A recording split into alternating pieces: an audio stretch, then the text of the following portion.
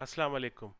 मेरा नाम है इमरान जलाली और आप देख रहे हैं मेरा YouTube channel programming with Imran.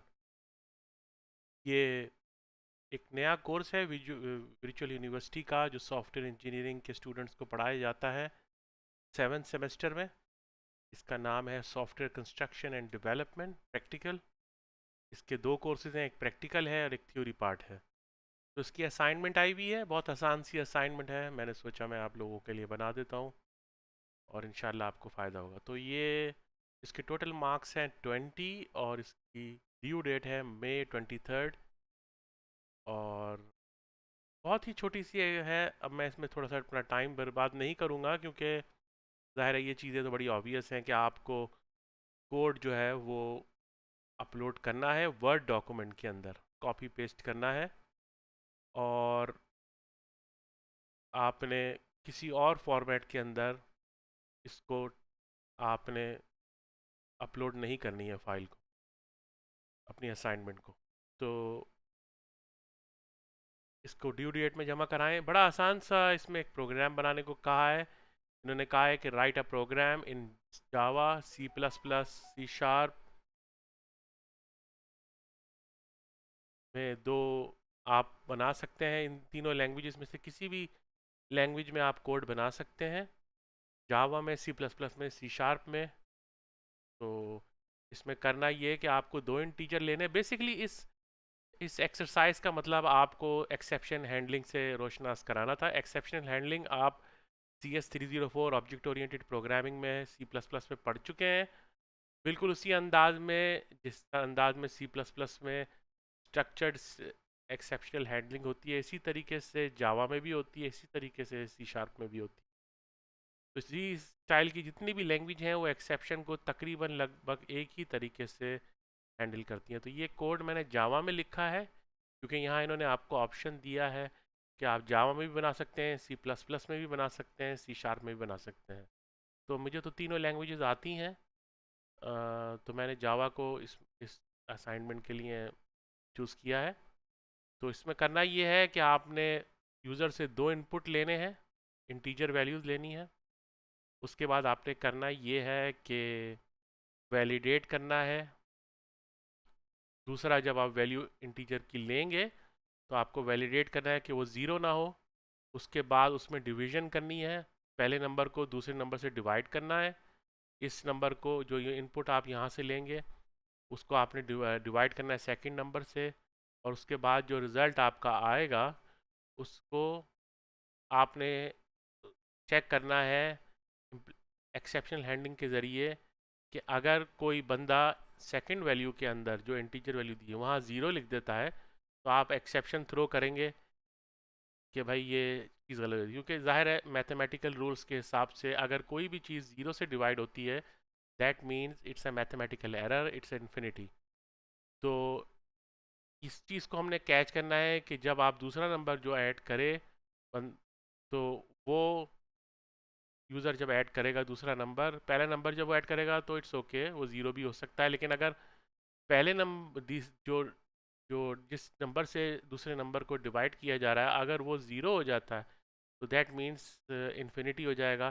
तो इन्फिनिटी की सूरत में आपने एरर को कैच करना है। उसके बाद जब आप कैच कर लें उस एरर को तो आप एक्सेप्शनल हैंडलिंग में जहाँ प्रॉपरली मैसेज डिस्प्ले कराएं कि भाई डिवीजन जो है वो ज़ीरो से नहीं हो सकती। तो ये आपने पूरा दिया, स्टेप दिए हैं, बड़े इजीली हैं। और अगर वो ज़ीरो नहीं देता, कोई नंबर देता है तो आपने उसका रिजल्ट शो करा देना है। तो आपने करना ये है कि ये जब आप कोड लिख लेंगे तो एक वर्ड की डॉक्यूमेंट की फ़ाइल बनाएंगे, उसमें उसको पेस्ट करेंगे। उसका भी तरीका मैं आपको बता दूंगा। और आपने जो रिज़ल्ट है उसको भी उसका स्क्रीनशॉट लेके भी पेस्ट करना है। तो सीधा चलते हैं अपनी असाइनमेंट की सोल्यूशन की जानिब। तो ये मैंने जावा में कोड लिख लिया, बहुत ही छोटा और बहुत ही आसान सा कोड है। तो ये आपने करना ये है कि पहले दो लाइब्रेरीज जो हैं जावा की इंपोर्ट कर लेनी है। ये टाइप इनपुट मिसमैच एक्सेप्शन को आपने ऐड कर लेना है और स्कैनर की एक्सेप्शन को हैंडल कर जो है। स्कैनर क्लास हम इसलिए ये पैकेज हम इसलिए यूज़ करते हैं ये कि हम कीबोर्ड से जो इनपुट ले सकें। ये क्लास आपको हेल्प करती है कि आप यूज़र से इनपुट ले सकें कंसोल मोड में। तो आपने सिंपल एक क्लास बनाई मुझे उम्मीद है कि आपको जावा के सिंटैक्स से आप वाकिफ़ होंगे। CS506 में और CS508 में आप जावा पढ़ के आ चुके हैं, तो अब मैं जावा की डिटेल में तो नहीं जाऊंगा। तो ये आपने एक स्कैनर क्लास ली और इसके अंदर इस तरह से डिफाइन किया कि आप सिस्टम से इनपुट ले रहे हैं। स्कैनर स्कैनर क्लास वो आपकी स्ट्रीम है, इनपुट आउटपुट स्ट्रीम्स के लिए यूज़ होता है, तो यहाँ हम इसको इनपुट के लिए यूज़ कर रहे हैं। फिर आपने ट्राई कैच दिया, यहाँ ट्राई दिया और यहाँ कैच दिया, ठीक है। तो यहाँ पर तो आपने दो दे दिए, क्या ये कैच दे दिया और फाइनली तो आपको अगर याद हो कि आपको पढ़ाया जा चुका है कि ट्राई के अंदर वो चीज़ आप कोड लिखते हैं जिससे एरर थ्रो किया जा सकता है, यानी किसी भी टाइम पे प्रोग्राम एग्जीक्यूशन के दौरान अगर किसी किस्म का कोई एरर आ जाता है तो वो सीधा इन लाइनों में जहाँ कहीं पे भी एरर आएगा तो वो सीधा हैंडलर कैच के ऊपर चला जाएगा और वहाँ उसको प्रॉपरली हैंडल करेगा। क्योंकि अगर आप ये कैच नहीं देंगे तो आपका प्रोग्राम क्रैश हो जाएगा और यूज़र को एक एनॉइंग एक्सपीरियंस होगा। तो उस चीज़ से बचने के लिए ये try catch structure exceptional handling ये कहलाती है। जावा में और C# में और C++ में तकरीबन मिलता ही जुलता ही है सबका कोड, लेकिन मैंने यहाँ जावा यूज़ सिखाऊंगा इसलिए मैं आपको जावा में सिखाऊंगा। तो यहाँ आपने पहले यूज़र को प्रॉम्प्ट किया कि भाई पहले इंटीजर वैल्यू एंटर करो। जब उसने एंटर की तो इस स्कैनर क्लास से आपने इंटीजर की वैल्यू ली और एक इंटीजर वैल्यू में फर्स्ट नंबर में सेव कर ली। उसके बाद दूसरी वैल्यू ली और उसके बाद आपने उसको दूसरे नंबर में सेव कर लिया। अब आपने फर्स्ट नंबर को डिवाइड करना है सेकंड नंबर से, लेकिन डिवाइड करने से पहले आप ये चेक करेंगे कि यहाँ जो वैल्यू यूज़र ने दी है वो ज़ीरो तो नहीं। अगर वो ज़ीरो है तो हम उसको प्रिवेंट करेंगे, ठीक है। यहाँ पर आपने आपने यूज़र जो है वो चेक कर लेगा कि भाई ये ज़ीरो तो है। अगर ज़ीरो है तो हम बता देंगे कि division by zero is not allowed, क्योंकि एक मैथमेटिकल एरर है और ये अलाउड नहीं है। तो ये इस तरीके से गलत हो जाएगा कोड आपका। तो ज़ाहिर है अगर आप ये चेक नहीं करेंगे, ज़ीरो से किसी ने डिवाइड कर दिया तो इन्फिनिटी हो जाएगा और आपका प्रोग्राम क्रैश कर जाएगा। तो आपने यहाँ पे दे दिया, आपने ये चेक कर लिया इफ कंडीशन लगा के। अगर ज़ीरो है तो एरर थ्रो करके प्रोग्राम को टर्मिनेट कर दो, और अगर ज़ीरो नहीं है तो सिंपल फर्स्ट नंबर को सेकंड नंबर से डिवाइड करके रिजल्ट को शो कर दो। और फिर कैच में आपने यहाँ पे एक्सेप्शन दे दी कि अगर इस दौरान ज़ीरो ये न ज़ीरो के एरर के अलावा अगर कोई और किसी किस्म का भी कोई भी एरर आ जाता है, इनपुट टाइप मिसमैच का यहाँ एरर दिया हुआ है, तो आप वो यहाँ पे मैसेज कह देंगे कि किसी किस्म की आपने यहाँ पे इंटीजर वैल्यू एंटर नहीं किया, इसलिए टाइप मिसमैच आ गया। आपने कोई डबल या फ्लोट वैल्यू दे दी है फ्रैक्शनल वैल्यू के साथ, या कुछ और दे दिया है जो डिवाइड नहीं हो सकता, तो इसलिए डिवाइड नहीं हो सकता, तो इसलिए यहाँ पे एरर आ गया और उसने यहाँ पे मैसेज दे दिया। तो यहाँ पर आप ऐसा करें कि यहाँ पर एहतियातन आप एक एक्सेप्शन और ऐड कर लें। यहाँ पे मैं ऐड कर देता हूँ एक एक्सेप्शन और। तो ये एक सिंपल एक्सेप्शन होगी जो आप देंगे, और इस में आप यहाँ दे देंगे कि भाई यहाँ पे कोई अननोन एरर आ गया, किसी किस्म का कोई भी एरर आ सकता है प्रोग्राम एग्जीक्यूशन के दौरान।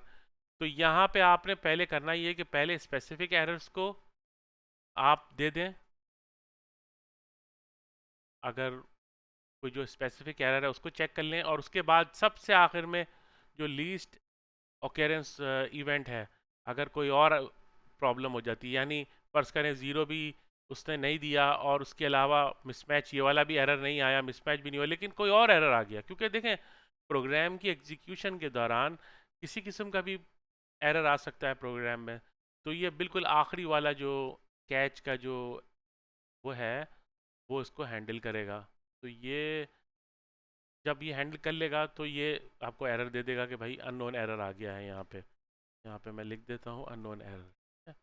और फाइनली तो आपको पता है फाइनली ब्लॉक हम देते हैं कि चाहे एरर आए ट्राई में या ना आए, हर सूरत में आपने इस कोड को ज़रूर एग्जीक्यूट करना। तो इस कोड में आपने करना ये था, क्योंकि अब आपने स्ट्रीम को यूज़ कर लिया है, तो क्योंकि स्ट्रीम जो है इनपुट आउटपुट स्ट्रीम वो रिसोर्स इंसेंटिव एक्टिविटी होती है किसी भी प्रोग्राम के अंदर, तो उसको क्लोज कर दिया ताकि ये जो ऑब्जेक्ट है ये डिस्ट्रॉय हो जाए मेमोरी में से और आपकी मेमोरी में गैर ज़रूरी कोई चीज़ ना रहे, और इस तरह से आपका प्रोग्राम टर्मिनेट होता है। तो अब आप चला के देख लीजिए।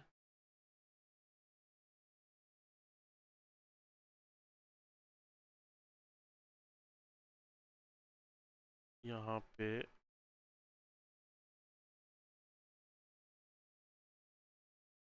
चला के देख लें, कुछ गड़बड़ हो रही है। ठीक है, ये आपने इसको, यहाँ पे मैं कर्ली ब्रेसेस लगाना भूल गया था।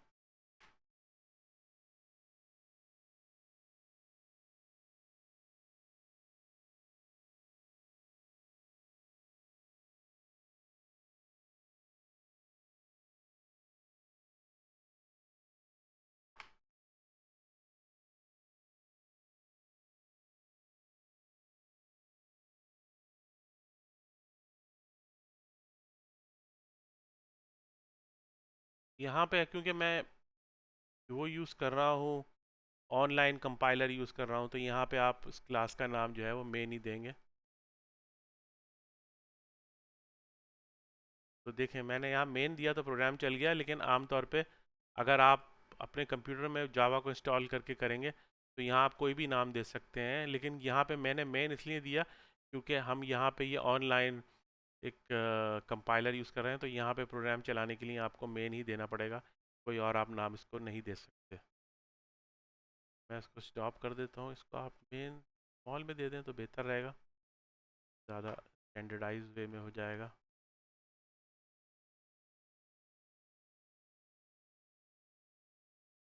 कैपिटल में ही देना पड़ेगा। ये मेन में मैंने दे दिया। अब ये प्रोग्राम जब चला तो देखिए, इसने पहला इंटीजर आपसे मांगा, इसमें मैंने दे दिया इसको 4। ठीक है, उसके बाद मैंने एंटर किया, उसने दूसरा नंबर मांगा सेकंड में, तो मैं इसको दे देता हूँ 2।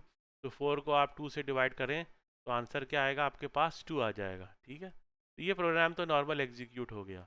आपने करना ये है कि इसका स्निपिंग टूल के ज़रिए आपने इसका स्क्रीनशॉट ले लेना है। ठीक है, इसका आपने स्क्रीनशॉट ले लिया आपने, और उसके बाद अपनी वर्ड फाइल में भेज दी। उसका भी तरीका मैं आपको बता दूंगा।